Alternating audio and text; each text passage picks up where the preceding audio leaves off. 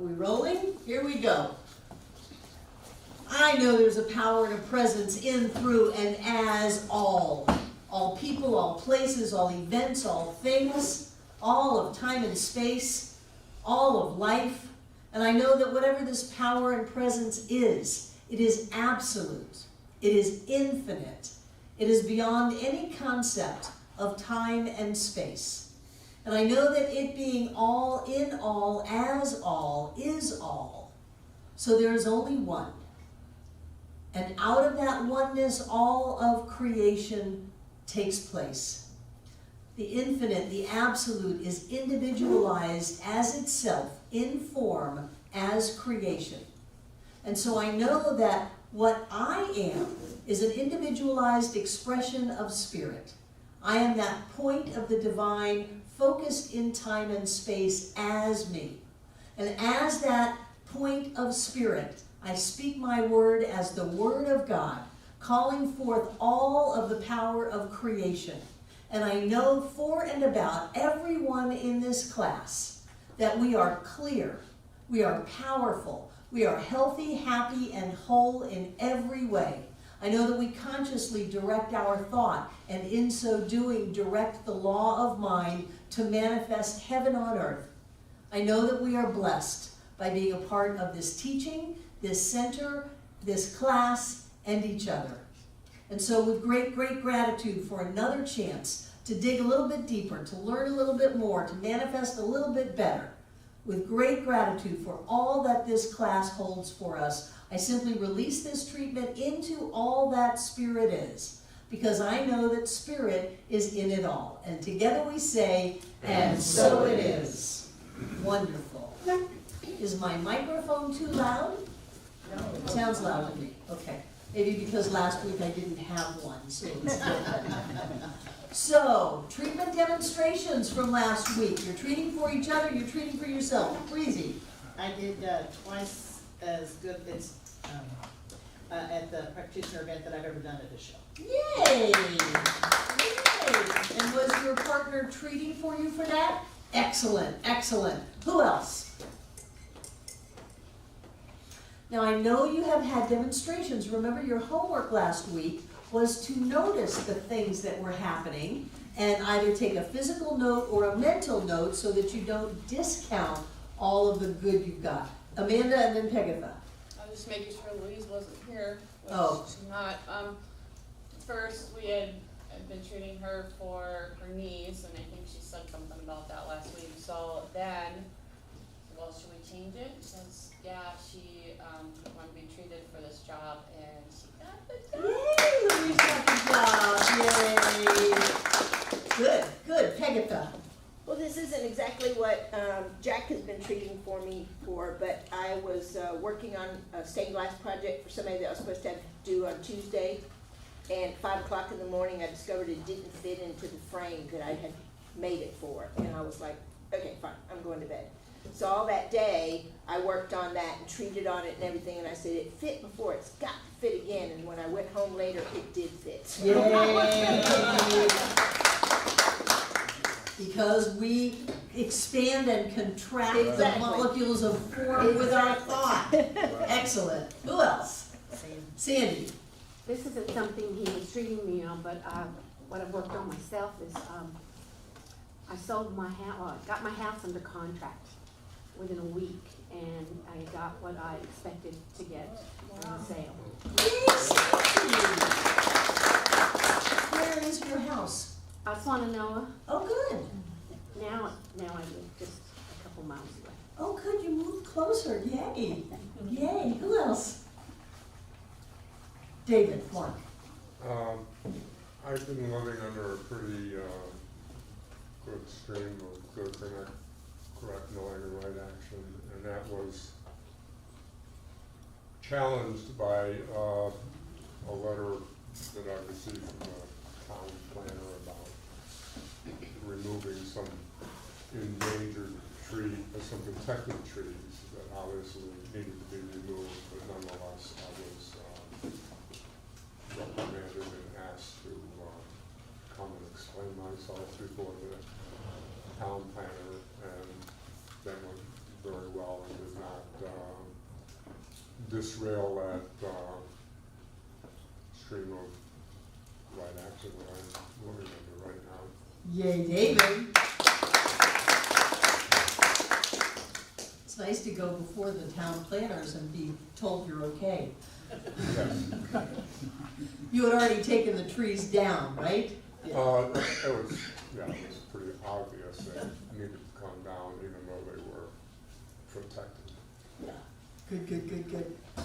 Breezy. I forgot, I also got a check in the mail from the bank from where I refinanced my house. Yay!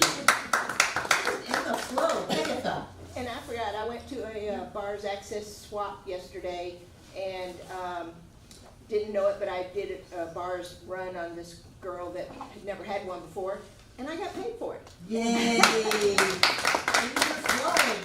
Who else? What about this side of the room? Elise. Well, I mentioned that I was told I was gonna get a raise at work, but it actually happened, and I did get. Yay! Put this weekend an Oktoberfest event on at the bar, and it was like a record day. I saw you guys were playing games. Yeah. That's wonderful. Yeah. I shared that notice. Good, thanks. Good for you. It felt abundant, and that's what she's been shooting for, so. Elise's husband, what's his name? Ross. Ross owns the micro brew place in West Asheville called The Whale on Haywood Road, and they had an Oktoberfest party. Oh, that's Yeah. Good. Who just had their hand up? Troy. Yes, I worked the 3-day practitioners get-together, and as a assistant cook to Joy Lynn, who headed up the whole get-together. I'm not, I shouldn't call it a get-together, the event. but my words fail me. It's okay. But anyway, we made it through 3 days of shifting gears and nothing ever goes right, but you make it go right. And it was 3 days of that kind of stuff. So when we got done with everything, Joy Lynn called me over and said, Troy, she said, I hope you don't mind, but I'd like to give you a check for $500. Oh my gracious, that's beautiful. And I was shocked, and it was quite a bit more than I would have made at the amount per hour. So for that, I'm eternally grateful. I love Joy, and I will be tithing. I was in on part of that. And thank you so much. And you worked your butt off. We had over 100 practitioners from all over the country show up, and they made our center their own. On Thursday evening, all day Friday, Firewalk Friday night, Saturday. Rick was here for 12 hours on Saturday, trying to put us together for Sunday, so we could walk in there and it looked like nothing had happened. But they ate 2 meals a day, and boy, we think we can eat, they can out-eat us. Really. At the end of the line, you were scraping. You were really. The food was good, though. So thank you for all your help, Troy. Anybody? Yay. Drew. I've been treating for a little bit, but I'm also cognizant of the fact to just let it go on its own and don't mess with it. Leave it alone. And patience. And we're getting a couch, love seat, and an ottoman thingy, and a beautiful color, and super comfy, much more comfier than a futon. Because someone hadn't sold their house and said they would just, give it to us. Yeah, they don't need it. They're moving to a smaller place, and they haven't sold their house. They haven't sold their house in years. And then finally, we're just gonna rent it and move on, and we're gonna do this and here. Right. So we're getting the thing, and we're like, and comfy ottoman couch, every love seat with all. Good. Just like, oof. Yay, Drew. You really only need to do one treatment. You treat every day because you're practicing and you're learning. But if you are crystal clear, you only need one treatment. If you're really clear, you don't need to treat at all. but not you, because you're learning and you're practicing. I was gonna have Sandy Myers get up, and then, I can't believe Sandy didn't want the stage. She's usually so good with that. But they have demonstrated their third vehicle given to them, flat out gifted to them. And when I was doing Science of Mind in the early years, my teacher told me anybody can demonstrate a pink slip. Anybody can go get a loan. You don't even need credit to go get a loan. And you can buy something on credit, but to demonstrate it flat out, free and clear, that's the trick. So, good for you. Who had their hand up? Sarah. So this is like a lighthearted kind of fun thing. So I worked with Kate, she's my last partner, and she was helping me to express my authentic self. So coming out from behind like doors, so I got highlights and fairy hair in my hair. I like it. Thank you.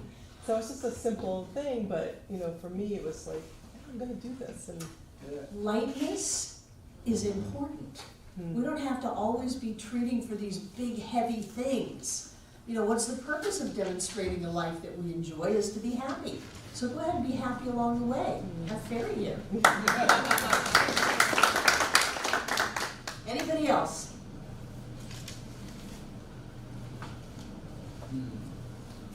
My knee's better. Yay, Kim. Yay, Kim. John helped me out there. You see what happens when you start thinking?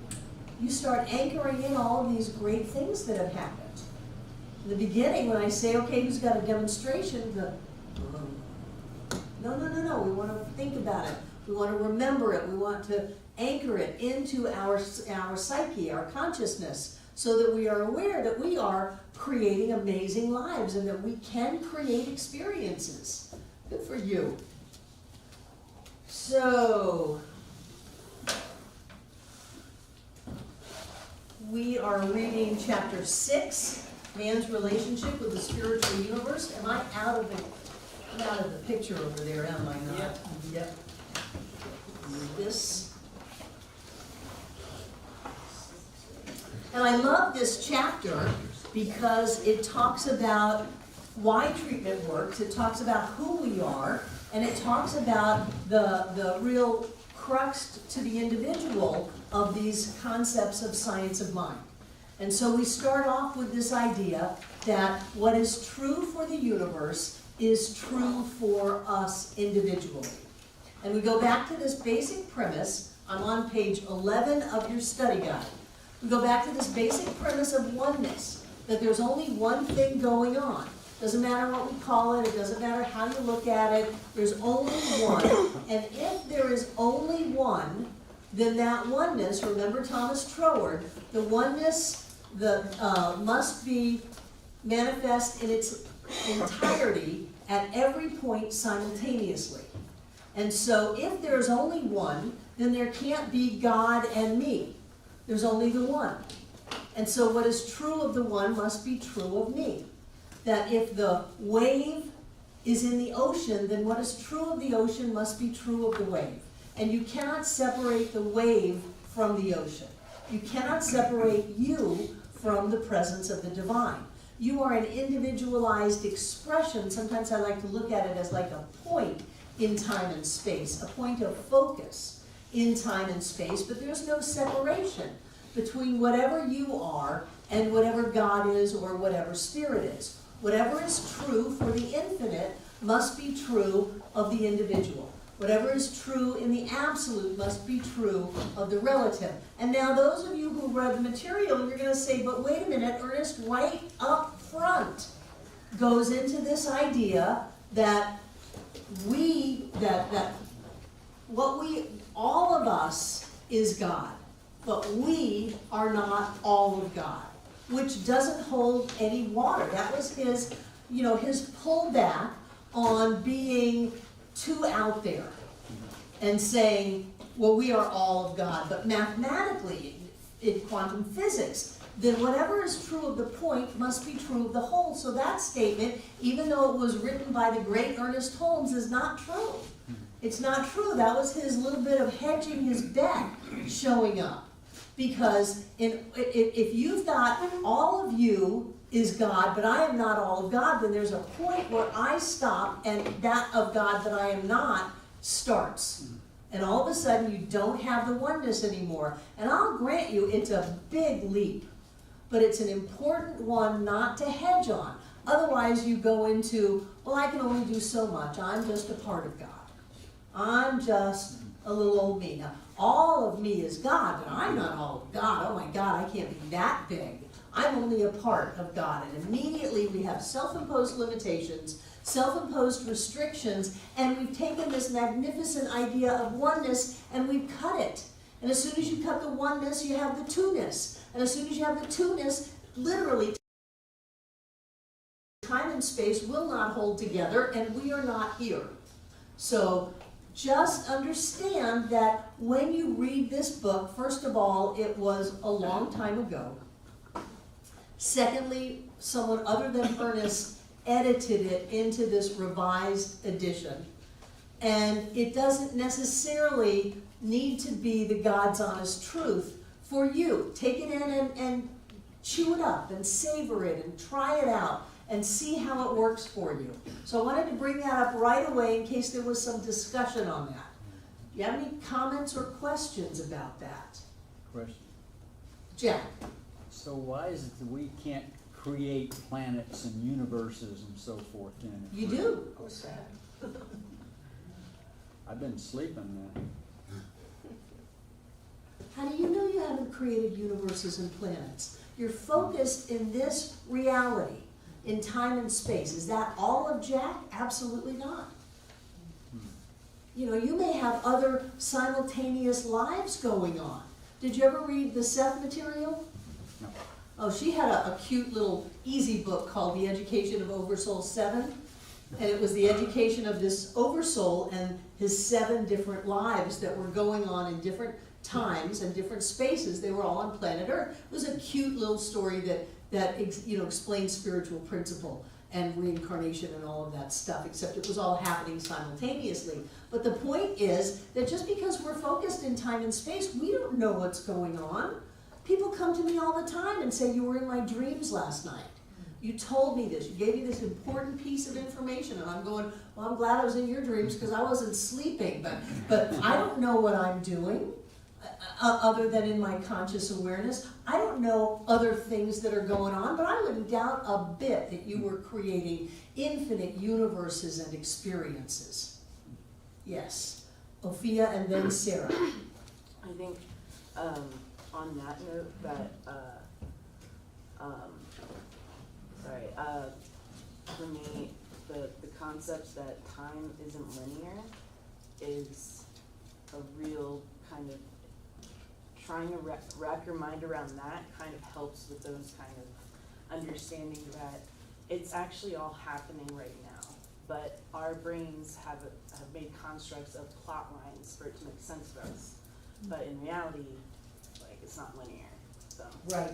I remember when Y2K was coming about, and afterwards, at that time I was studying with Will Rockingbear, and he said some people went through Y2K.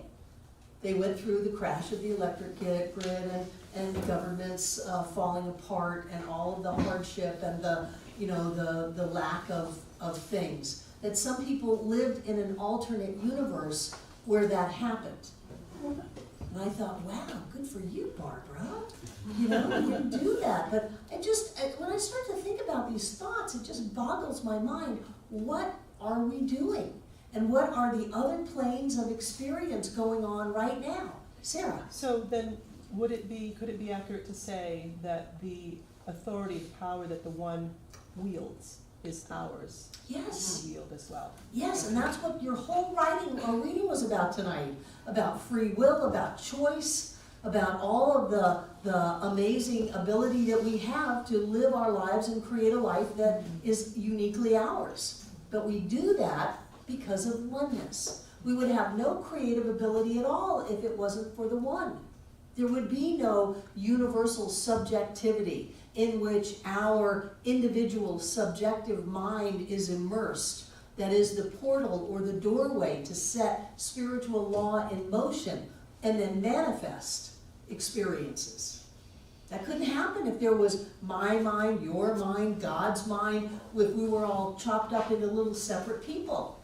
And so, if Ernest had had, I think, the benefit of another 50 or 75 years of thinking about this, about some more science, because they had the science back then, of more science and really willing to look at it, or if it was even Ernest that wrote that. I don't know how much of Maud Allison Lathan turned the original textbook into the revised textbook, but I think that he would have come along with that. Because even though it's a big stretch and people go, well, that's why you people are just so egotistical. You think you're God, and you think you're all of God, but that's the only way it works. Either we are all of the infinite, or we are none, or we are nothing, or we don't exist. So I encourage you, when you want to pull back a little bit and say, well, I can't handle this because I'm not all of the creative power. I would venture to say, yes, you are. You are all of the creative power, and you can have as much of that as you can open your awareness and your ability to accept that creative power. So I encourage you to grab it all. Grab it all so that you can demonstrate. I love the phraseology, and I said that intentionally in the opening treatment. My word is the word of God, and I speak my word with all of the power and authority of creation itself.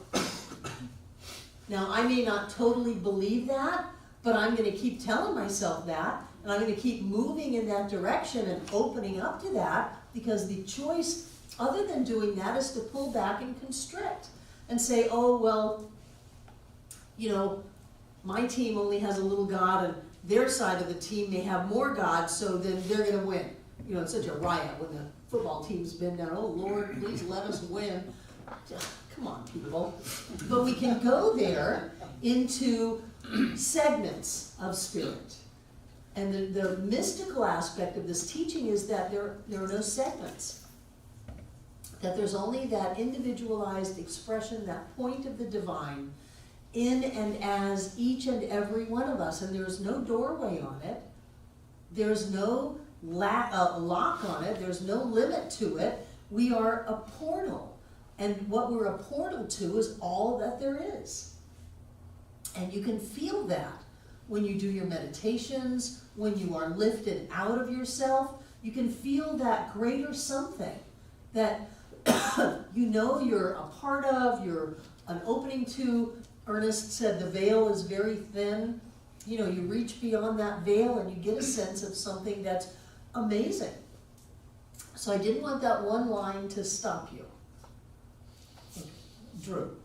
I'm in a little group, a very large group, that one lady has expressed that she experiences and can see different realities shifting, sometimes in her car as she's a passenger. And she's like, does anybody else do this? And about 30 people like, yeah, it happens all the time. The layers, the veils are so thin. I was in Orlando. My oldest grandson was being born prematurely in 4.5 months. I was flying from here to the hospital. And I went through an intersection in Orlando, and a truck ran the red light. And I screamed out, no. And on the other side of the intersection, I got out of the car, and I could see my skid marks, and the truck marks stopped, and the truck rematerialized on the other side of the intersection. So yeah, we're jumping around in different realities, jumping around in different places. This is your happy reality, this is your miserable reality, this is your prosperous reality, this is your poor reality. Which one do you want to jump into? And with the whole idea of a quantum leap, there's a jump that takes no time and travels no distance. But And that's just math. I'm absolutely sure, though, that there's some reality where all the socks are in one dryer. Susan. Going back to what you said before, and I don't remember the exact words, but you probably do, where you believe, but maybe you don't believe all the time. Mhm. Is that what you said? That is really so reassuring for me to hear that. I believe, and I really believe, and I believe more and more all the time, and I'm more confident in my belief, and I love it, but sometimes not so much. And that's why we practice. Yeah. That's why, like David said, what was your phrase? I am, Oh, I'm living in a stream of clear, direct knowing and right action. stream of clear, direct knowing and right action. So we practice telling ourselves that. Yes. No, I'm living in a stream of clear, direct knowing and right action. No, I am clear about who I am. I am accepting all that is mine now. I'm accepting all that is mine now. I am God itself. I have all the power. I have all the opportunity. I have all the support. That is mine now. And we just keep telling ourselves over and over and over again. They talk about in this chapter, how do you change the race consciousness that is part of universal subjectivity. How do you change your subjective mind? Well, you do it with conscious thought. You do it with practice. You do it by telling yourself that which you want to be and that which you want to know. And then, before you know it, you know it. You can treat yourself to not have doubt. You can treat yourself to be clear. You can treat yourself to be strong, you know, whatever that is. You can treat yourself for that by telling yourself that and changing the thoughts and beliefs that you're putting down into your subconscious mind. Then you change what you hold in your subconscious mind. And I'll just go ahead and jump. I'm looking at the clock. Because we have this universal subjectivity. There's the teaching symbol.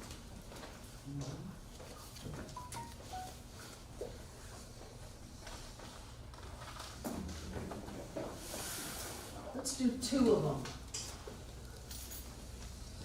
We have the relative,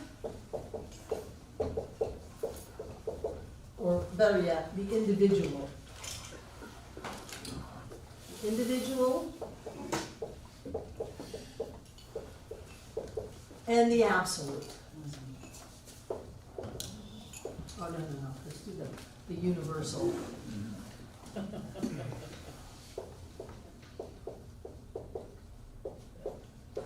So you have spirit, law, body. These are not different. They're just different ways of looking at it.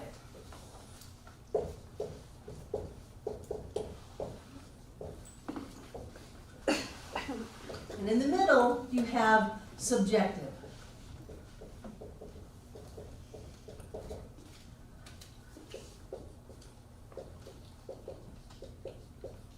So this would be universal subjectivity and individual subjectivity. These are overlaid onto each other. When we are having hidden beliefs, that's why we did 2 weeks on hidden beliefs. When we have hidden beliefs, they're down here. They're thoughts, they're feelings, they're ideas that we are not consciously aware of. They're in our unconscious, if you want to use that word, although nothing is unconscious. They are in our subjective. And so we just see the world, that's the way it is, that's normal.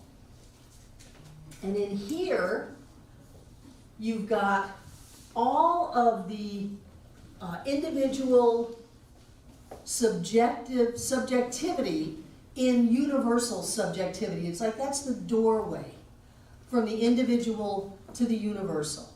So we've got all of these things in our individual subjectivity and pile them all together, and what we have is called race consciousness.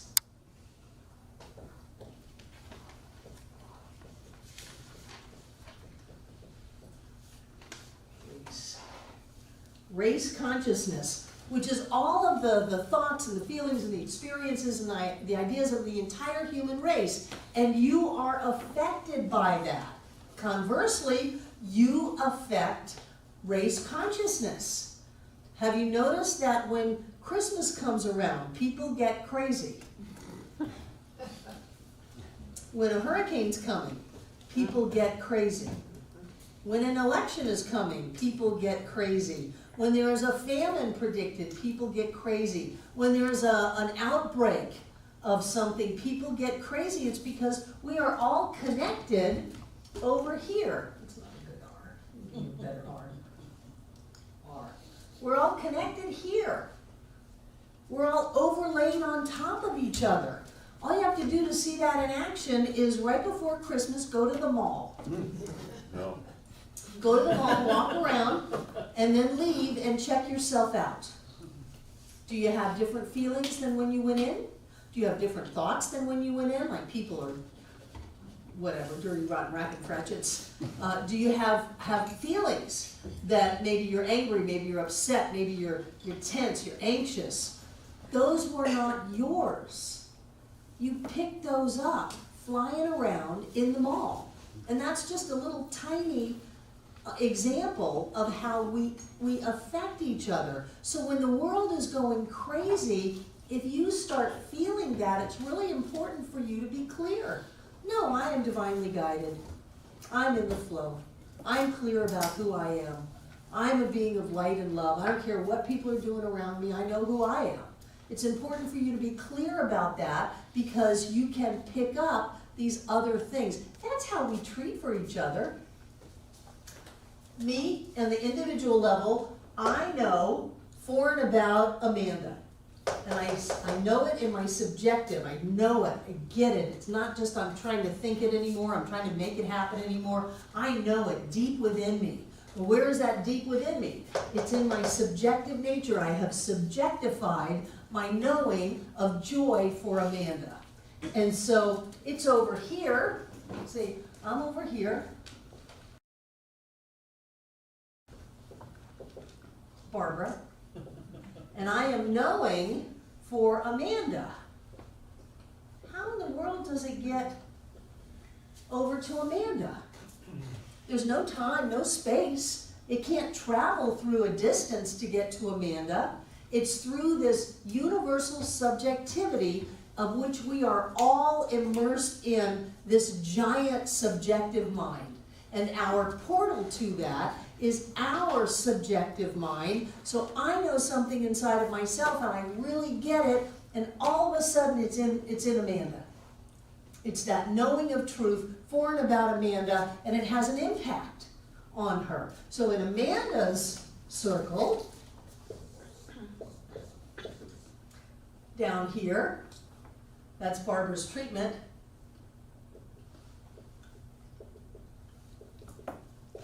Then it shows up, Amanda, as physical form. So I know something for and about Amanda. I take it from a conscious thought. I subjectify it. It moves through universal subjectivity into Amanda's creation and shows up in her life. Isn't that amazing? I mean, this is some of the most amazing stuff I've ever heard. And it's not separate. There's no distance involved. We're all overlaid on each other. We're inside of each other because we are each other. So what I know for someone shows up in their life. What can we do for the world with that? I mean, we can demonstrate all kinds of cool things. But how can we use that opening to have peace on earth? To have more than enough food for everyone? To have people have basic human rights and dignity? There's a portal within each one of us that will affect every man, woman, and child on this planet. How are we using that? If we're going around all pissed off about something, then we're only feeding that cosmic soup with upset. And so somebody goes to war, somebody steps on a mine, something like that. If we can stay in that clarity of consciousness, not only do we get the bennies, but we can affect change for everybody because we are all one. That's what it means when we say we are one. In Lakish and Lakim, you are another myself. I am another of you. We can do that by keeping our consciousness clear, by keeping our subjective mind clear. There's a chapter in one of the books, I think it's in Basic Ideas of Science of Mind, where Ernest has entitled it, Clearing Out the Storehouse of Subjective Mind. And he likens it to cleaning out a barn. And you know what you shovel out of a barn. And he encourages us to go inside of ourselves and shovel all of that stuff out of our subjective mind by looking at what we believe, looking at what we think, looking at what we say, looking at how we act, and doing whatever we need on a conscious level to redirect those ideas and subjectify, to really know that all is well, that there's more than enough, that everyone's healthy, happy, and whole. And when we do that, we clear out our subjective mind, but there's no difference between my subjective mind and your subjective mind, or our subjective mind and universal subjectivity. There is no difference. So when I clear that out, when I'm clear, it affects everybody. And I believe it goes so far not only to affect everybody on the planet in space, but affect everybody in time, which includes everyone who has ever been alive and everyone who is ever going to live on this planet. And I'll just dance you a little bit in my head. So how do we change the past? Science says it's a puzzle, that we can change the future so easily. We can just decide which road to turn down and change the future. Mathematically, it is equally easy to change the past. So how do we change the past? How do we take away wars and atrocities and famines and all of these things? Can we, through that universal subjectivity, change not only the future but the past? And can we change it for everybody? I mean, what are we doing here on planet Earth? Did we come to affect great change, to awaken the planet to who we really are? And will we all get to a point where all of these other things just never happened? Where we all just incarnated on planet Earth to live a life of love and joy and peace and happiness and prosperity? And will we get to the point where that already was our past? That's all based on this idea of oneness. When people say, oh, there's only one power and presence, and that's the beginning of your treatment, I encourage you to ponder a little bit what you're meaning by that, because all of the power is in the idea of oneness. All of the power that is yours is in the idea of oneness. Does that make sense? I just think it's fantastic. So he talks about suffering, he talks about free will. Are we done with this? I'm done with it. So I've heard people say, if joy is all that there is, if prosperity and health and wholeness and love is all that there is, then why were we not created to just be joy-filled beings? The problem with that is this idea of oneness. That if you have oneness, you must have infinite possibilities within the one. If you were created simply to be blissed out all the time, you would have no freedom. It would be a limitation. If there was a limitation, there would be no oneness. Nothing would hang together. We've been all over that. So freedom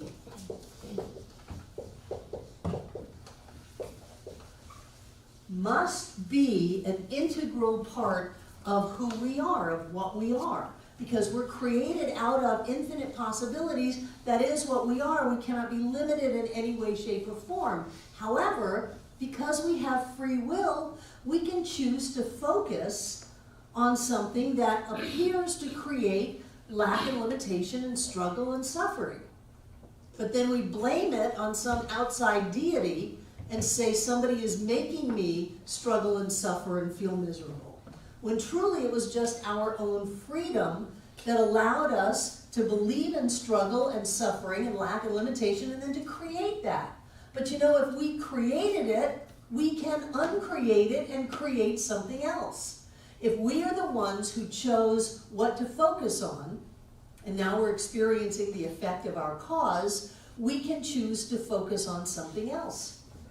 So everything that you are doing in your life is simply a manifestation of your freedom. You are so free, you are so powerful that you can create poverty in an essence of pure infinite prosperity.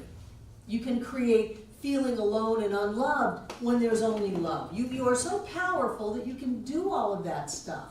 But understand that you can as easily reverse it, or easier now, because you know what you're doing. You can reverse all of that, by getting a hold of your thinking, by clearing out the storage of your subjective mind, by allowing yourself to examine your beliefs, to change the way you think about life, and to redirect spiritual law to a place where you're filled with joy about it. And some people come in here from Eastern philosophies and they just go, well, it's karma. You know, karma shmarma. There is cause and there is effect. And if karma is the effect of your cause, okay, there's karma. But you don't have to live out the effect of your cause if you don't want to.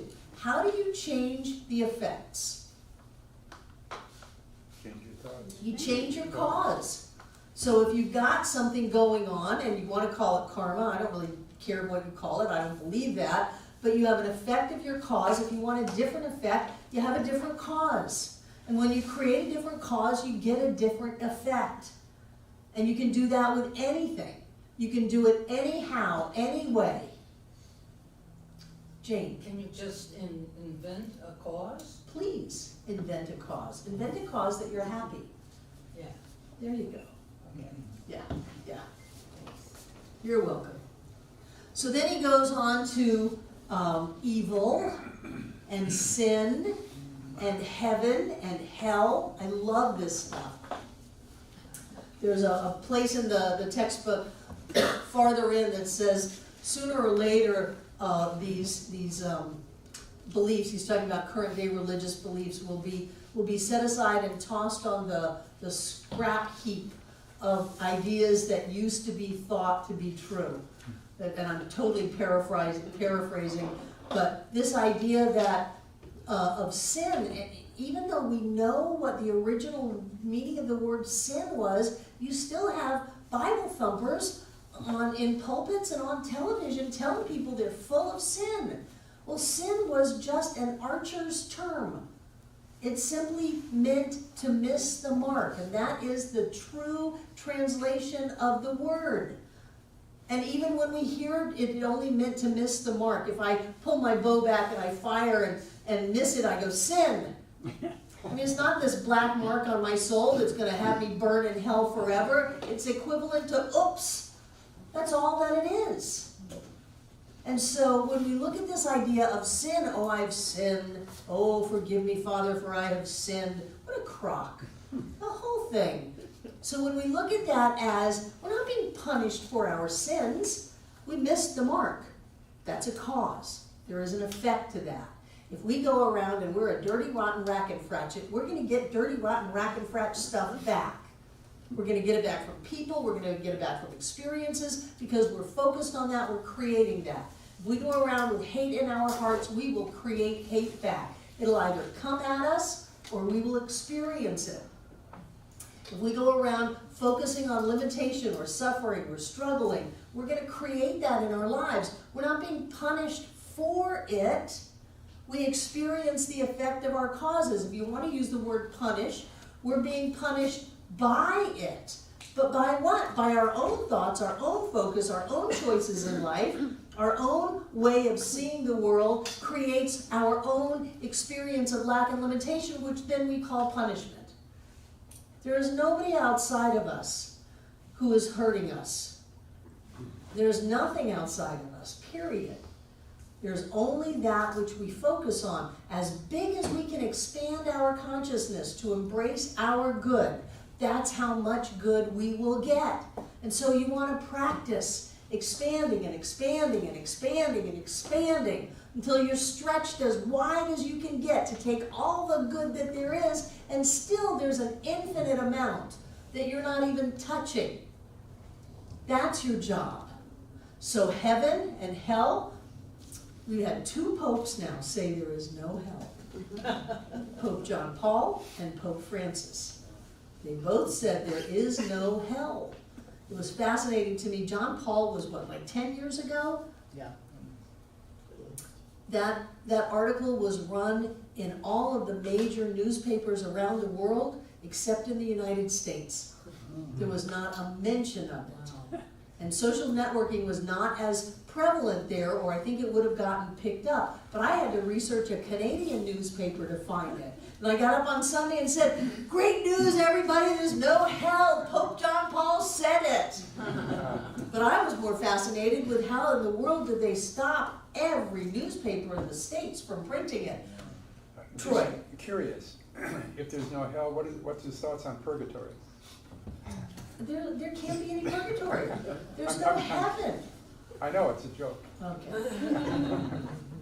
This is serious stuff, Troy. Agatha and Drew and then Jane, I've hit a nerve. Well, I tend to think of purgatory, somebody having that experience, it's because they believe in it and they create that experience for themselves. Sure. You know, but it's not a place that anything or anybody sends us, you know. How can it be a place when you're Exactly. out of time and space? Exactly. There is no place. But, because I had some friends who said they saw angels and things, and then they were involved in demon wars and all this, and I'm like, okay, that's fine. You can do that, but I'm gonna go over here and. But you know, even in this plane, we see angels and we're involved in demon wars. So, Yeah, we experience heaven and hell and purgatory. yes, On this plane, yes. yes. Drew and then Jane. To the hidden belief thing. Yes. In my hidden beliefs, that were not so hidden, there was many memories that I didn't want to give up, of cherished things and people that I didn't want to let go of. And I found that transcending all of it, I didn't let go of them. No. They're still there. I can go wallow in them if I choose at my leisure, but there's no connection anymore as far as It doesn't hurt you. someone else's shoes Yeah. are connected to me. Yeah. I like to change the story. I'm big on changing stories. And so if I want to look at something from my childhood, I'll look at what good came out of it and I'll give myself a pat on the back for creating that. You know, maybe strong, maybe moxie. I'm undaunted. That's all you've got? A little criticism about my talk? Oh, please. What is my phrase? I've heard worse from better. Jane. Oh, so therefore, if I miss the mark, which I often do, instead of dwelling on that, if I just sort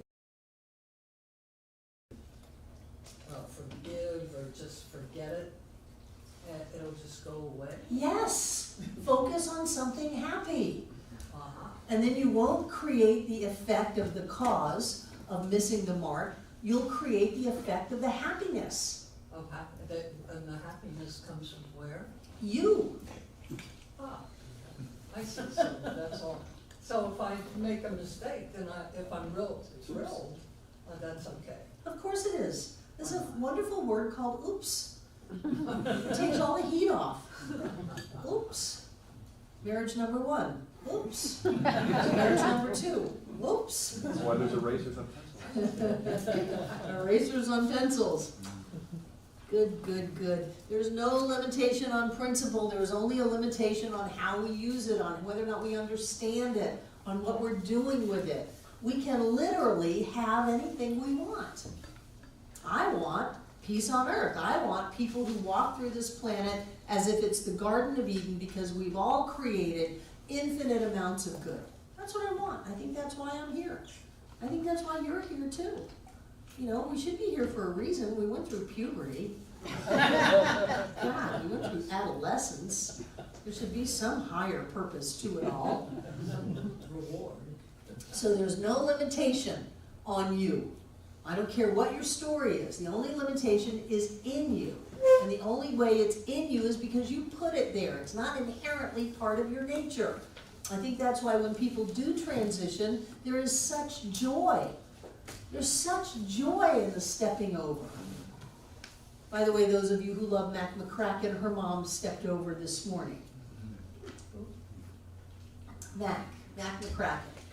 Is she from here? Yes. Yeah, I think she sounds familiar. Yes.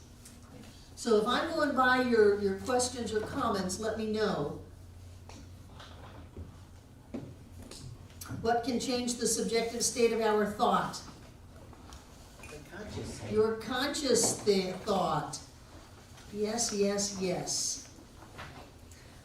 We talked about how there's not two different minds. There's not me and God. There's not my mind and God's mind. I'm not actually putting this treatment out. Even though I love that phrase, I fling it out into universal mind. There's no place for it to go. It's all happening right here and now. Everything is right where we are. Everything around us is right where we are. Everything comes from the inside and shows up as the outside. And it doesn't need to require you to be afraid of anything or worried about anything, because then that just creates a new cause. And you demonstrate the outpicturing of that. Does that make sense? Good, good, good. Oh, we don't hold thoughts. Hold a good thought for me. No, where am I gonna hold it? What have I got it in my pocket? There's no place to hold it. Thought is a movement of mind. That creative energy is a movement. Everything is moving. There's no place to hold a thought. And so what he says is that we know truth. We know truth. Well, what in the world does that mean? To know truth. What does that mean to you? To be it. To be it. Internalize it. To internalize it, to have it be part of your essence, that there's not a real active thought process going on. You're not trying to will something into being. Remember we talked about willpower and how you can use willpower to create, but it's exhausting and you don't get the best creation. There's a lot of letting go in creation, because you may be treating for one thing, and the universe may be manifesting because of all of your consciousness. It's not outside of you, but because you are a clear avenue of flow, then there's greater good for you than just the one. So when you're trying to will it into form, you're micromanaging it, you're putting a lot of physical energy on it, and the knowing that it's already done is a breath of fresh air. It's a relief. It's a, okay. So you're not trying to make it happen anymore. You're letting it go, knowing that it's already done. That's why we say, and so it is. And I've had people, I had a board member once in the beginning come up to me all mad after a Sunday celebration and say, how can you say, and so it is, when it isn't? And I said, how will it ever be if you can't say, and so it is? And he left. He just couldn't wrap his head around that idea that you know it to be so right now, regardless of circumstances. It's not, you don't believe it because you see it because you first believe it. And that knowing is what creates. And you can do this teaching at all kinds of different levels. I strongly encourage you to rise as high as you can and do it the easy way, which is to see the presence of the divine in every person, in every experience, in every event, and in yourself. To see prosperity, health, wholeness, love, joy, success. Not to try to put it there because it's not missing.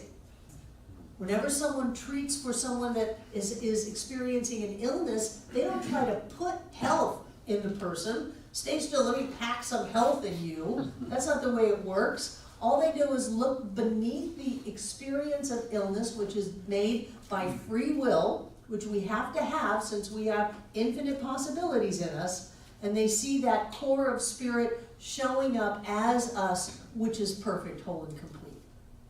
And that is way easier than trying to make it happen, than trying to push it in, trying to hold a thought. People who say, hold a thought for me, or I'm sending you, or what is the phrase that's out? Prayers lifted. What the heck does that mean? Prayers lifted with a little heart, lifted to where? Prayers don't go anywhere. You know inside of yourself. If you want to use the word prayer, you pray inside of yourself. You are the doorway to all that is. You're not gonna send, and where are you lifting them to? There's no heaven, you know, there's nothing to lift them to. I hear religious scientists say this, prayers lifted. No, I know the truth right now. That's where the power is. And that's where the ease is. The ease and the grace of knowing the truth.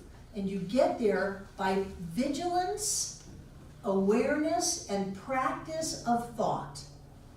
Do not give yourself the cop-out to let yourself run amok. Robert Bitzer used to say, we don't sacrifice principle even on special occasions. Just because, well, didn't you see the news? Of course I can get upset. Well, you can get upset, but you're going to create your own hell. You're going to set a new cause in motion that will be your karma, and you will experience the effects of that, and you changed your whole life because of this outside thing. Don't do that. Relax back into the knowing of the presence of spirit, because there is only one.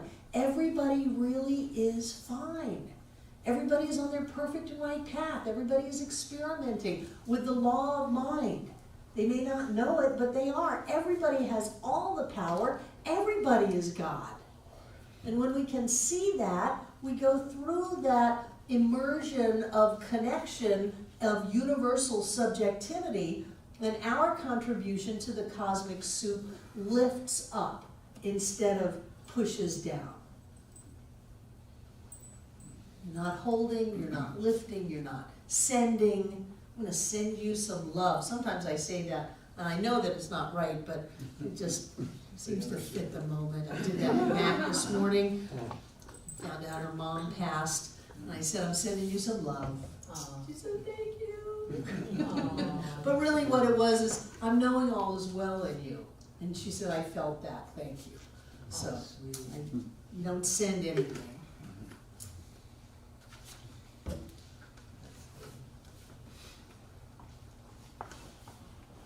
What does nothing happen to you, nothing happens to you that doesn't happen through you mean? You're creating your own reality. Tim? That's what I said, you create your own. So what's going on when you think something's happening to you? We're paying attention. Who created that? I did. Yes. Nothing can happen to you. It can only happen through you, because everything is happening from the inside out. Does that make sense? I want to read you one of my favorite paragraphs in the whole book. It's the conclusion to this reading. 120. What page is it? 128? Last paragraph. Yeah. I have it almost memorized, but such is the power of right thinking, that it cancels and erases everything unlike itself. It answers every question, solves all problems, is the solution to every difficulty. It is like the sunlight of eternal truth, bursting through the clouds of obscurity and bathing all life in a celestial glory. It is the absolute with which we are dealing, and nothing less.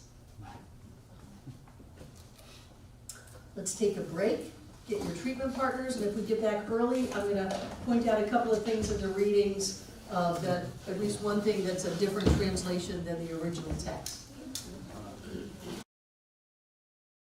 On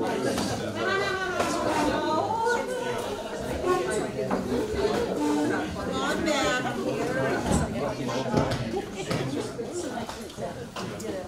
So I've got a little housekeeping. Tomorrow morning, John and I are getting on a plane and going to the beach. Again? Yes. Sally Robbins is coming over from Charlotte to do the Sunday talk. And next Monday, Lynn Villa is doing her very first presentation of her process. It's called The Path to Healing. The art of healing. The art of healing. And if anyone knows how to heal, Linda. So get up and share a little bit. I strongly encourage you to come. There are going to be a lot of other people here too. It will be in the sanctuary, but that is class next week. Okay, all right. Hello, hope you guys will come out next week, and I'll be sharing my story, and I'll be sharing a lot of information that I've never shared before. So I'll be telling you a little bit about myself, and my background, and how I grew up, and how I came to be the person that I am. And I'll be sharing about what happened to me. I call it the transformation, what occurred to me on December 2nd, 2017, and how I recreated my body, and the steps, the tools, the processes, the thought processes that I used before. So everything up to the point, and everything that occurred like during and after. So it'll be informative. It'll also be, the first hour will be a talk, and then the second hour will be tools. We'll do hands-on tools of a tool that I use on an annual basis to manifest 12 key, I call them targets or goals. So it will be enlightening, it'll be fun, it'll be revealing. So I hope that you'll come out and support me. And also, the purpose of the talk is to show you, or to share with you, that it's really about expanding consciousness, that it's really about shifting consciousness, and that we, as individuals here, we're the way-showers of this universe, and that what we do can impact and change the world. So what I did is the norm. It's coined a miracle, but that is just how it is that we're supposed to be. So I hope to see you next week. Yay.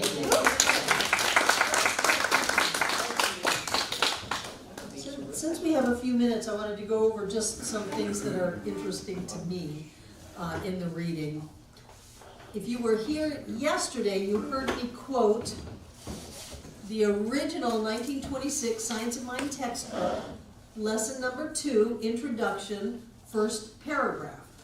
Mental science, which is the science of mind and spirit, makes a tremendous claim when it states that it can free the individual from the bondage of sickness, poverty, and unhappiness. But it makes this statement without hesitation and without qualification. It does not retract from that claim, and it never will. It does, however, carefully set forth the conditions under which it operates and the laws governing life, warning man that unless he understands these conditions and obeys these laws, he will not receive full benefit from the science of mind. 1926. Is it he or she? He. Everything was he with Ernest. It was in the 20s. That was In your reading this week, and I'm always looking for what changed from the original textbook to the revised. So in your reading from last week on page 107, it says, the science of mind and spirit makes a tremendous claim when it states that the individual should be free from the bondage of sickness, poverty, and unhappiness. It does, however, carefully set forth the conditions under which freedom operates and the laws governing life, stating in no uncertain terms that unless man understands these conditions and obeys these laws, he will not receive full benefit from its teachings. So in the original text, it says, we make a tremendous claim when we say that these teachings will. That it says, when it states that it, meaning these teachings, can free the individual from the bondage of sickness, poverty, and unhappiness. Instead of saying that the individual should be free, it says, this will free you, instead of you should be free. And it also completely ignored the part that said, but it makes this statement without hesitation and without qualification. It does not retract from that claim, and it never will. So for me, that's the moxie of it. That's a major part of the paragraph. That's a major part of the paragraph. It says, "This will free you, any individual, from the bondage of sickness, poverty, or unhappiness." And we make this claim without hesitation, without qualification. We have never backed down from it, and we never will. So in looking at the revised textbook, for me, it's just a little soft-pedaled. Soft-pedaled. And some people have said, oh, Ernest Holmes came up with all this stuff himself. He didn't. He synthesized a lot of things. He synthesized Greek philosophy, he put a lot of Bible in there. He synthesized a lot of Hinduism into all of this. Is that interesting to you? Yeah. It's fascinating to me. One of my other favorite authors is Wallace Wattles of The Science of Getting Rich, written in 1910. 1910. And this original textbook was written in 1926, and the revised textbook was revised in 1937. Now, do you remember in Wallace Wattles, let me see where it is, there is a thinking stuff which in its original state permeates, penetrates, and fills the interspaces of the universe. A thought in this substance creates the thing that is imaged by the thought. Man can, and I'm saying this by Broad, man can create a thought, and by impressing it upon by impressing it upon unformed substance, can cause the thing which he thinks about to be created. That's Wallace Wattles' standard mantra, and he builds on it. It's his thesis. He builds on it concept by concept by concept. So that's Wallace Wattles. And then in your reading tonight, on page 126, he says, "There is one infinite life acting through law, and this law is mental. Law is mind in action. We are surrounded by an infinite subconscious, impersonal, neuroplastic, and ever-present thinking stuff, from which all things come, and which, in its original state, permeates and penetrates all things. By impressing our thought upon this substance, we can cause it to produce for us that which we think." And that's just pure Wallace Wattles, The Science of Getting Rich. So he's got stuff in there from Thomas Troward, from Emerson, from the Greeks, from the Hindus, from the Bible, the Christian Bible, and a lot of the New Thought authors. If you know the authors, you can see Mary Baker Eddy, and you can see Emma Curtis Hopkins in there, all interwoven. Emerson or Ernest was a genius in his ability to synthesize concepts and to bring things together so that anybody could understand it. But because those two showed up in tonight's reading, I just wanted to point them out to you. Who's talking? Drew. I see it as a master artwork of word painting. That's great. It's great. He took all of these different ideas, a lot of Hinduism, because Thomas Troward was a judge in the Punjab. And so he was in India for decades, and he absorbed all of this stuff. He comes back to England, and he's all, "I'm going to give lectures on mental science." Well, that was all Hinduism that he was coming up with. So I just thought it was fascinating and thought I would just share that with you a little bit. David Mark. I think Wattles says something much more that's really very important that Ernest suggests but doesn't say quite as clearly. But Wattles says by thinking and acting in a certain way. In a certain way, in the certain way, not Right. a certain way, the certain way. Right, but the fact that he says thinking and acting. Absolutely. I love Wallace Wattles. If you don't know Wallace Wattles, he is on our website for a free PDF download or a free audio book written by yours truly. You mean spoken by yours truly? Spoken by yours truly. Yes, I read it and spoke it. Any other questions or comments? I know you're gonna have a great time with Lynn. I'm very grateful that you're gonna let that be videotaped so that people can watch it. It's gonna be great. Bring your friends. You know, run over and left for dead. What do you do with that? Let them do what to do. Glenn knew what to do, exactly. Okay, take out what you're gonna give. That sounds like a t-shirt. What would Lynn do now? Trademark. And those of you watching online, you too can be part of the support of this ministry. On your YouTube page is a donate button. Push that button and it'll take you right to PayPal. Whatever you send is greatly appreciated. If you put a comment on our YouTube page, or if you send a note with your donation, I will read it and respond. Thank you for being a part of this class. Thank you for everybody who's here. We're doing great work in the world, and I am happy to be a part of it. So what I know is that this power and presence of infinite life is prosperity beyond measure, abundance in its essence, and it manifests as me now. I am the life, the prosperity, and the abundance of all that is, and I speak my word as the word of God, claiming into form prosperity, abundance, life, light, and love for everyone in the sound of my voice. I know that we were created, that we have incarnated on planet Earth to live the rich life, to be blessed in every way, to be in our joy in every moment.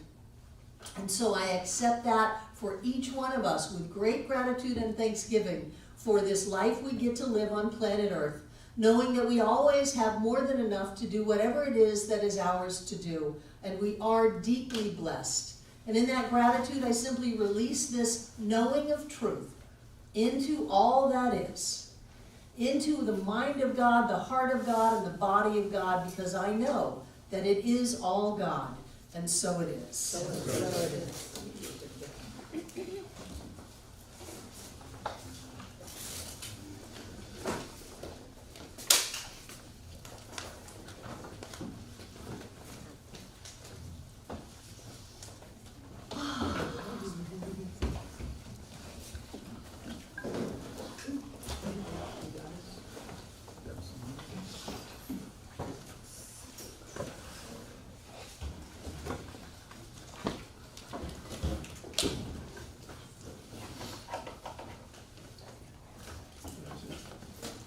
And I know that everything in these baskets is blessed because we showed up and gave. God in form as us, with our face, our smile, our thoughts, our words, and our deeds. What an amazing expression of generosity, of love, and of light. And so I see that light as it fills up this room, from the floor to the ceiling and all between the walls. This very air is rich and blessed with God as us. As that movement of spirit happens, each one of us is touched. We are blessed and we are healed. And that energy goes on and on and on and on and on, touching, blessing, and healing every being on this planet and shooting out into the heavens to continue its magnificent work. I know that energy is always here and always now, touching every one of us here tonight, everyone who has ever been here, and everyone yet to come. And so it is. I love you guys. Have a wonderful 10 days. No homework? You.